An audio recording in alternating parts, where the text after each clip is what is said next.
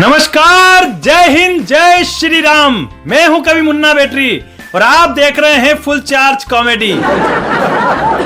अब कौशल्या नंदन का हो गया फिर से देश में राज। अब कौशल्या नंदन का हो गया फिर से देश में राज। यहाँ भक्तों को सम्मान मिला, विधर्मी हुए नाराज। इस धर्म यज्ञ के हवन कुंड में सबने आहुति दे डाली। इस धर्म यज्ञ के हवन कुंड में सबने आहुति दे डाली। बस मंदिर बने भव्य राम का, पूर्ण हुआ वो काज। जी हाँ, सैकड़ों वर्ष बाद इस देश में वो खुशखबरी आई जिसका जनता प्यारी और भगवाधारी दोनों ही को बड़ा बेसब्री से इंतजार था। हालांकि इसमें कुछ बिन पेंदे के लोठाधारी भी जबरन घुस गए। लेकिन आपको याद होगा कि राम जन्मभूमि आंदोलन के समय एक नारा बहुत फेमस हुआ था, बच्चा बच्चा राम का और जन्मभूमि के काम का। अब कुछ बच्चे नसीब से विपक्षी पार्टियों के यहाँ पैदा हो गए जो बिल्कुल भी काम नहीं आ सके।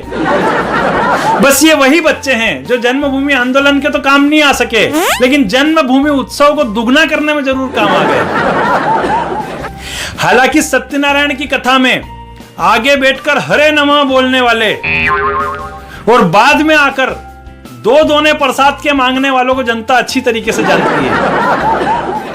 भाई, इनके आका ने दिया आदेश तभी तो मुंह खोल रहे हैं। इनके आका ने दिया आदेश तभी तो मुंह खोल रहे हैं। नकली भक्ति की तराजू में हिंदू वोटों को तोल रहे हैं। नकली भक्ति की तराजू में हिंदू वोटों को तोल रहे हैं और भगवा को आतंकी और राम को काल्पनिक बताने वाले, भगवा को आतंकी और राम को काल्पनिक बताने वाले हनुमान चालीसा का करके पाठ जय श्री राम बोल रहे हैं।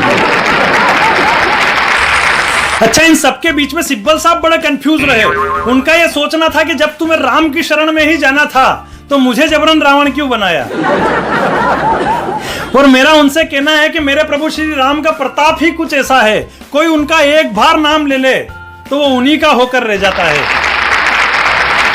भाई, मैं तो कहता हूं कि राम राम जपने वाले कार्यकर्ताओं का भी थोड़ा ध्यान रखना, कहीं ऐसा ना हो कि दिखावे के चक्कर में आपके ये आज्ञाकारी परमानेंट भगवाधारी हो जाए। क्योंकि वैसे भी पार्टी में कार्यकर्ताओं की संख्या घटती ही जा रही है। वैसे हमारे यहाँ शादी ब्याह में छुपकर झीमने वाले और बंदोरी में नोट लूटने वालों को कोई नहीं बुलाता, वे जबरन आकर घुसते हैं।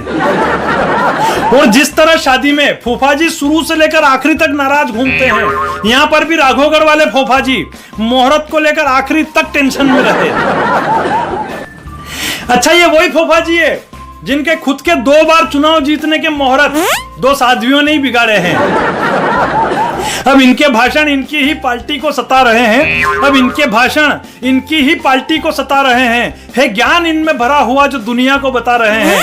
है ज्ञान इनमें भरा हुआ जो दुनिया को बता रहे हैं। और मिर्ची यज्ञ करके जो खुद हार गए भोपाल, मिर्ची यज्ञ करके जो खुद हार गए भोपाल, वो विश्व विजेता श्री राम को भी मुहूर्त बता रहे हैं। अच्छा, इनके साथ त्रेता युग के कालनेमी की कमी कलयुग में ओवैसी ने पूरी कर दी। कहता है मोदी जी को जन्मभूमि के पूजन में नहीं जाना था। अरे भाई, मोदी जी उन देशों में भी जाकर आ गए जो अभी तक बने ही नहीं है, और आप उन्हें मंदिर जाने से रोक रहे हो। भाई, रोका तो अमेरिका वालों ने भी था मोदी जी को अमेरिका आने से, लेकिन कल 5 अगस्त का अमेरिका में क्या नजारा था मैं 4 पंक्तियों से बताता हूं कि अब सकल विश्व में शेरे हिंद का परचम डोल रहा है। अब सकल विश्व में शेरे हिंद का परचम डोल रहा है। वो बनकर मित्र अपने हृदय के द्वार जो खोल रहा है, वो बनकर मित्र अपने हृदय के द्वार जो खोल रहा है। ये मोदी जी के रुतबे का ही परिणाम है दुनिया में। ये मोदी जी के रुतबे का ही परिणाम है दुनिया में कि न्यूयॉर्क का टाइम स्क्वायर भी जय श्री राम बोल रहा है। भाई, जिस आदमी के एक आदेश पर देश में दिवाली से पहले 2 बार दिवाली मन जाए, उस आदमी को मंदिर जाने से कौन रोक सकता है। अच्छा, कल भाषण के अंत में मोदी जी ने जैसे ही कहा कि अब हमें रुकना नहीं है, हमें आगे बढ़ना है, तो मंच पर विराजित योगी जी ने अपने जेब से मोबाइल निकालकर उसके नेविगेशन पर तुरंत मथुरा के किलोमीटर चेक कर लिए। अच्छा, कल जब भूमि पूजन हो रहा था तो टीवी की स्क्रीन के साइड में बर्नोल का एडवर्टाइज चल रहा है। अरे भाई, ये मीडिया वाले चाहते क्या हैं? अब वो लोग टीवी भी ना देखे। अगर ये मीडिया वाले त्रेता युग में भी होते तो इनकी रिपोर्टिंग सुन के ताड़का खुद अपना वध कर लेती। हर चैनल वाला सबसे पहले रावण की लंका पहुंचने का दावा करता। और उसमें से भी कुछ चैनल वाले तो रावण तक का इंटरव्यू लेकर उससे पूछ लेते कि कि मर्यादा पुरुषोत्तम प्रभु श्री राम अपनी वानर सेना के साथ समुद्र के उस पार आ चुके हैं। आपको कैसा लग रहा है?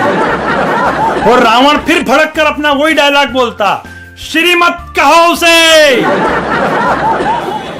यानी मर्यादा पुरुषोत्तम प्रभु श्री राम की शक्ति, बल और प्रताप को इतनी बार बताया जाता कि रावण खुद युद्ध से पहले उसका कॉन्फिडेंस लूज कर लेता। रावण खुद माता सीता के पास जाकर उनके पैर पकड़कर उनसे माफी मांगकर यह कहता कि माता मुझसे गलती हो गई है, आइए मैं ही आपको वापस छोड़कर आता हूं। यानी ब्रह्मास्त्र कैसे प्राप्त होगा, कैसे चलाया जाएगा, उसके क्या परिणाम होंगे, ये सारी जानकारी छोड़ने वाले से ज्यादा तो लगने वाले को मालूम पड़ जाती है। ये मेघनाथ और विभीषण को भी युद्ध से पहले ही डिबेट में बुलाकर 2-3 बार लड़वा देते। कुंभकर्ण जिसको नींद से उठाना ही भारी पड़ता है, ये उससे भी रावण के खिलाफ बुलवाकर उसका स्टिंग ऑपरेशन कर देते। और अपने आप को एक्टिव बताने के चक्कर में शूर्पणखा की नाक काटने वाला वीडियो पूरे ब्रह्मांड में वायरल कर देते। लेकिन मित्रों, मर्यादा पुरुषोत्तम प्रभु श्री राम की रावण पे विजय की गाथा को ये जिस प्रकार सुनाते, मैं 4 पंक्तियां सुनाता हूं कि तीनों ही लोक में रघुकुल का ऊंचा नाम कर दिया, तीनों ही लोक में रघुकुल का ऊंचा नाम कर दिया, लिया अवतार जिस देह से वो पूरा काम कर दिया। और अभिमानी रावण का वध कर कौशल्यानंदन ने लंका के कण कण को ही श्री राम कर दिया। तो मित्रों, आज के लिए इतना ही। चैनल को सब्सक्राइब कर लीजिए, बेल आइकन बजा दीजिए और अधिक से अधिक शेयर कीजिए। हम अगले एपिसोड में नई मस्ती, नई धमाल के साथ वापस मिलेंगे। तब तक के लिए नमस्कार, जय हिंद, जय श्री राम।